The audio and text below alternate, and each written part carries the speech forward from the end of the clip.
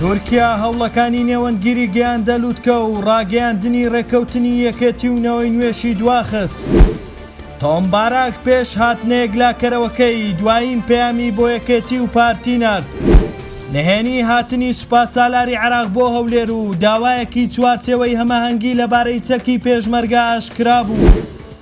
تورکیا لە هەر کات زیاتر ئێستا تێکەڵی کەشی سیاسی هەرێم بووە، ئەمەش دوای ئەوەی هەموو هەوڵەکانی ناوەکی و دەرەکیەکان بۆ ڕێککەوتنی پارتی و یەکێتی شکستیان هێنا. باڵوێزی تورکیا لە ماوەی ڕابردوو لەگەڵ ماڵباتی بارزانی و تاڵەبانی کۆبوویەوە. هەر بەپێی زانیاریەکان باڵوێزی تورکیا داوای کردووە ڕاگەیاندنی هاوپەیمانینەوەی نوێ و یەکێتی کە بڕیار بوو هەفتەی ڕابردوو ئەنجام بدرێت دوا بخرێت، ئەیش بەهۆی ئەوەی پارتی ڤیتۆی لەسەر هەیە. دوو ڕۆژ بەر لە ئێستاش سەرۆکی فراکسیۆنینەوەی نوێ لە پەرلەمانی کوردستان لە هەولێر لەگەڵ کۆنسوڵی تورکیا لە هەولێر کۆبوویەوە. بەپێی زانیاریەکان پارتی بەڵێنی داوە لە دەرەوەی هاوپەیمانی یەکێتی و نەوەی نوێ ئامادەیە نەرمی زیاتر بۆ یەکێتی بنوێنێت. دوێنێشیم دادشاین وتەبێژی نەوەی نوێ ڕاگەیان لە دوو ڕۆژی داهاتوو جوڵانەوەکەیان بڕیارێکی چارەنووساز دەدات بەبێ ئەوەی وردەکاری زیاتر ئاشکرا بکات، بەڵام بە ئەگەری زۆرەوە پەیوەندی بە پرسی هاوپەیمانەتیان لەگەڵ یەکێتی هەیە.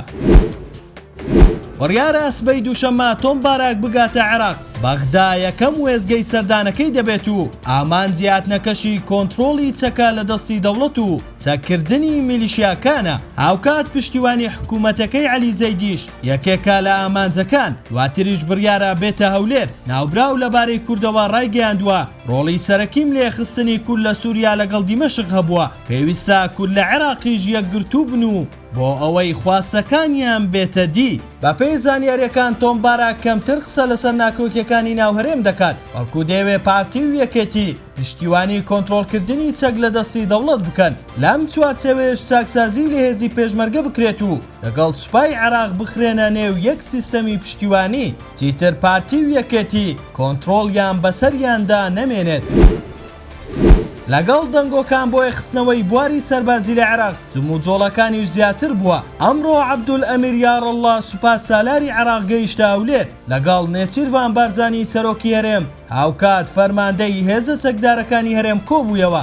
ئەگەرچی بەپێی ڕاگەیەندراوی فەرمی هاتنی ناوبراو پەیوەندیدار بووە بە پاراستنی کێڵگەنەوتیەکان، بەڵام بەپێی زانیاری ستاندەر بەشێک لە سەردانەکە پەیوەندیدارە بە هەوڵەکانی ئەمریکا بۆ کۆنتڕۆڵکردنی چەک لە دەستی دەوڵەت. چۆنیەتی یەخستنەوەی پەیوەندی هێزی پێشمەرگە لەگەڵ فەرماندەیی هێزە چەکدارەکانی عێراق و وەرگرتنی بۆچوونی هەرێم. هاوکات هەر ئەمڕۆ عەلی زوبەیدی پەرلەمانتاری چوارچێوەی هەماهەنگی نیەتی خۆی ئاشکرا کرد بۆ ئەوەی پێشمەرگە وەک هێزەکانی دیکە بخرێنە سەر فەرماندەیی هێزە چەکدارەکانی عێراق. پێشتریش دەیڤید پاتریۆز ئەم بیرۆکەی خستە ڕوو کە عێراق بە پێشمەرگەوە لەژێر یەک فەرماندەیی هێزی چەکداردا هەبێت کە لەلایەن حکوومەتی هەرێمەوە تاوەکو ئێستا ڕەتکراوەیە.